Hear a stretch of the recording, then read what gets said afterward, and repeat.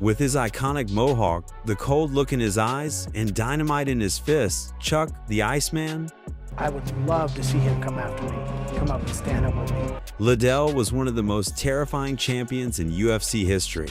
Over the years, there were a few fighters who really got under his skin. Around the 4th round, don't care, I'm gonna knock him out. They weren't just opponents, they made things personal. These are the fighters Chuck didn't like at all, the ones he truly hated stepping into the cage with. Starting at number 4, we have Quinton Rampage Jackson.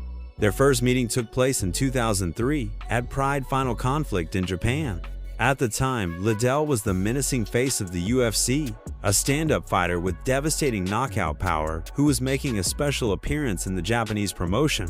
Jackson, already a star in Pride, was known for his powerful slams and burgeoning knockout prowess. The fight was a clash of titans, a UFC versus Pride showdown that had fans buzzing, and Pride wanted to prove they were the best. Ready to warm up for that fight, they was like, look, we need to show the world that Pride is. Jackson was asked by the organization to knock out Liddell, partly in retaliation for Liddell having beaten their fighter, Alistair Overeem, and they wanted him to avenge the loss in devastating fashion. We need you to up Chuck. The fight itself was a grueling affair.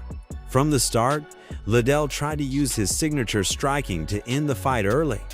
He landed some good shots, but Rampage showed incredible toughness. As the fight wore on, Rampage's power and relentless pressure began to take over. He battered Liddell against the ropes, landing heavy body shots and punches to the head. Seeing their fighter taking too much damage, Liddell's corner made the difficult decision to throw in the towel, surrendering the fight to save him from further harm. For Rampage, it was a massive victory. He had defeated the UFC's best. For Liddell, it was a painful defeat on foreign soil. It created a question mark on his record, and for this, Liddell hated Rampage. Over the next 4 years, their paths went in opposite directions. Liddell returned to the UFC and went on one of the most legendary runs in the sport's history. He finally won the UFC Light Heavyweight Championship by knocking out Randy Couture. He became the face of the company, a mainstream superstar who brought MMA into the homes of millions. He defended his title with a series of spectacular knockouts, looking absolutely unstoppable. He was the king of the UFC. During that same time, the business of MMA was changing. The UFC bought out its old rival, Pride. This historic purchase meant that all of Pride's biggest stars, including Rampage Jackson, would now be coming to the UFC.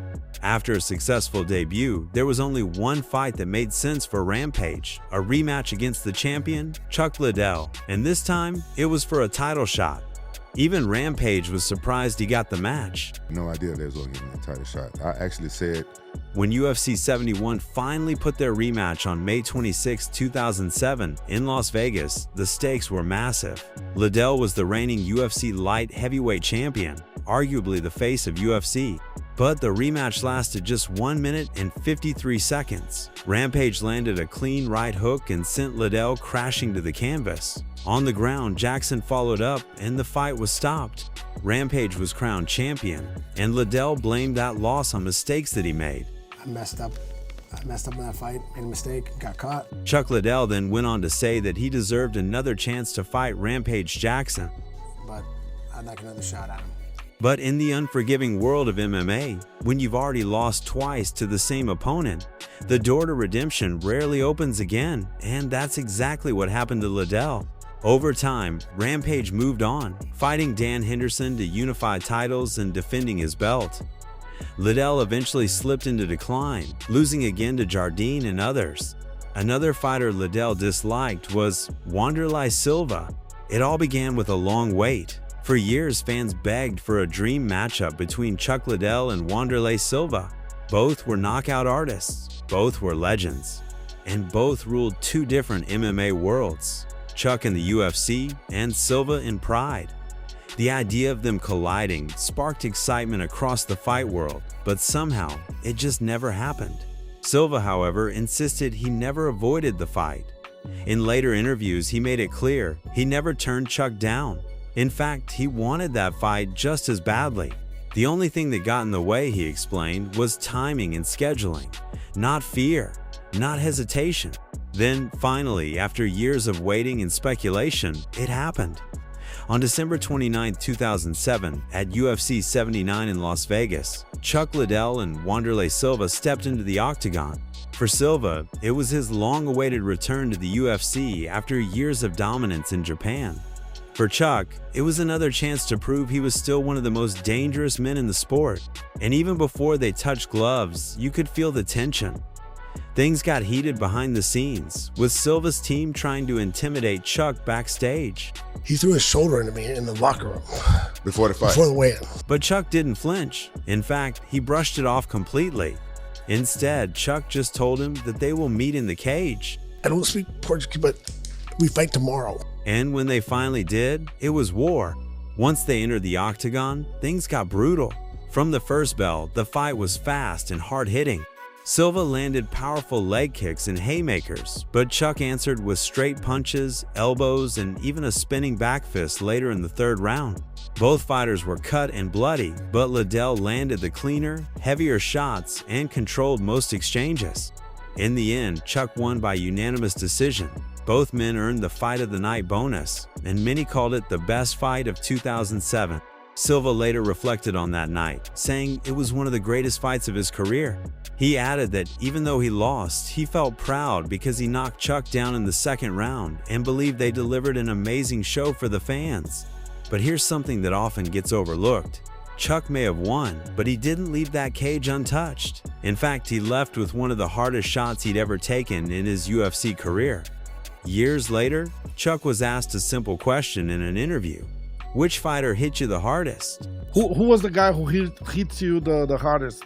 Without hesitation, Chuck gave a short, honest answer, and that answer was Wanderlei Silva. Vanderlei and I had that one a couple years sooner when it should have. Even after all these years, the impact of that fight stayed with him. Not just the punches, but the meaning of it all. Still, Chuck couldn't help but wonder how things might have gone if they had fought when they were both younger, in their absolute prime.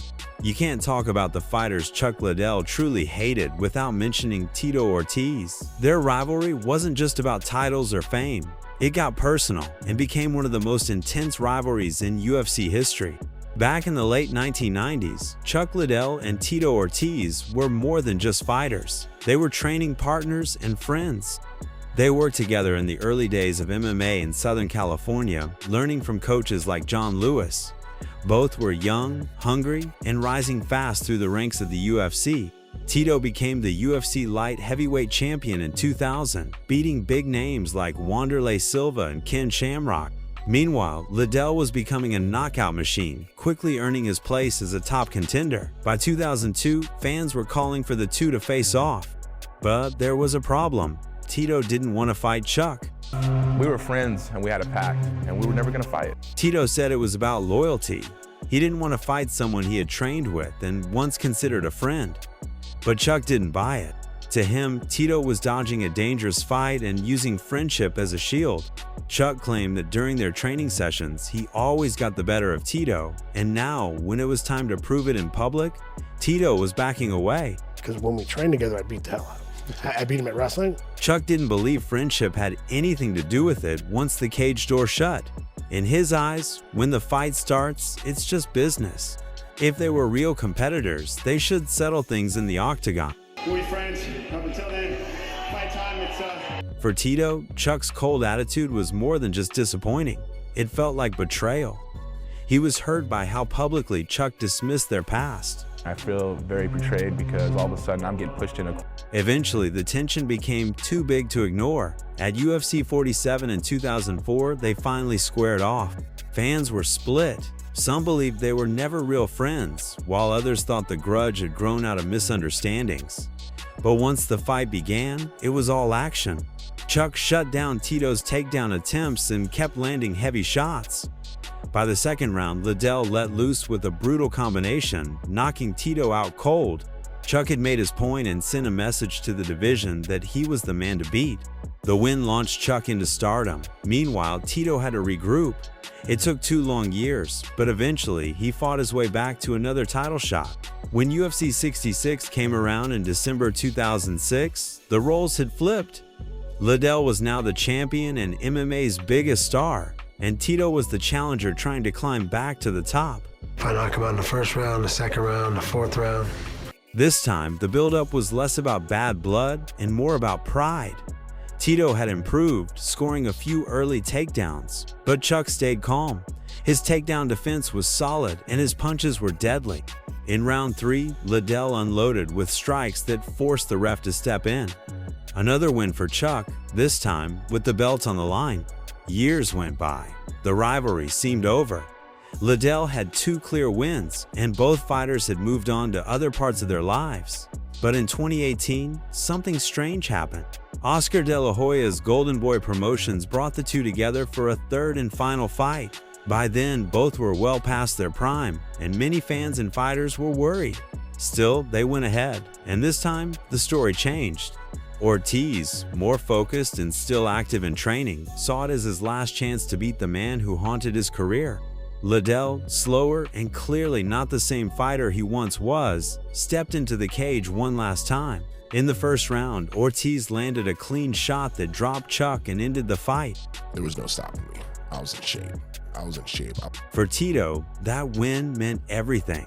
Even though it came years after their peak, it gave him peace.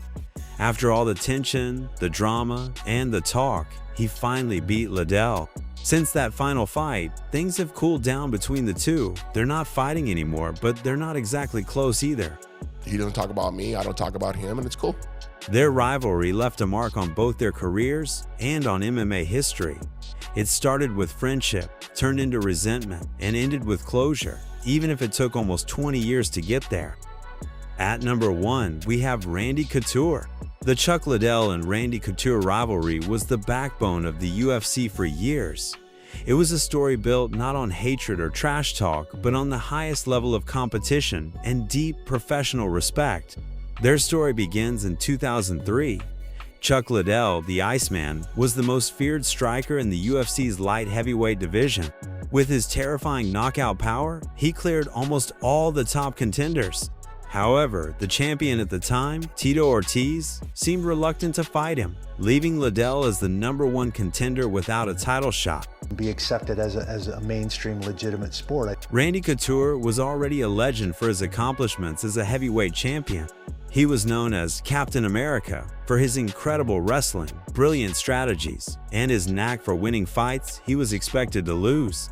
In a surprising move, the 39-year-old Couture decided to move down a weight class to challenge the younger, powerful Liddell at UFC 43. It was a classic matchup, the most dangerous striker against one of the smartest wrestlers. In their first fight, Couture put on a masterclass. Liddell was confident in his ability to keep the fight standing and land his knockout blow, but Couture had a brilliant game plan. He didn't just try to take Liddell down. He tired him out in the clinch, pressing him against the fence and making him carry his weight. He controlled Liddell in a way no one had before. Eventually, Couture got the fight to the ground, and from there, he dominated with ground and pound, forcing the referee to stop the fight. Couture had shocked the world, defeating the fearsome Liddell and becoming the interim champion. For Liddell, it was a frustrating lesson that pure power wasn't always enough. However, Liddell thinks he was unlucky to lose that fight. Their paths would cross again 2 years later, under much bigger circumstances. By 2005, Couture was the undisputed light heavyweight champion, and the UFC was launching a reality TV show that would change everything, called The Ultimate Fighter. The show took 2 groups of aspiring fighters who would live and train together, competing for a UFC contract. The coaches for the very first season were the champion, Randy Couture, and the #1 contender, Chuck Liddell.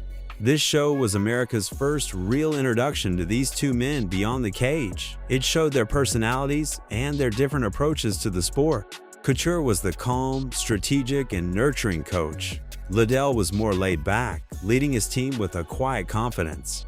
Throughout the show, they were rivals, but always respectful. In behind-the-scenes footage and later interviews, both men have spoken about the experience. This time, Liddell was ready.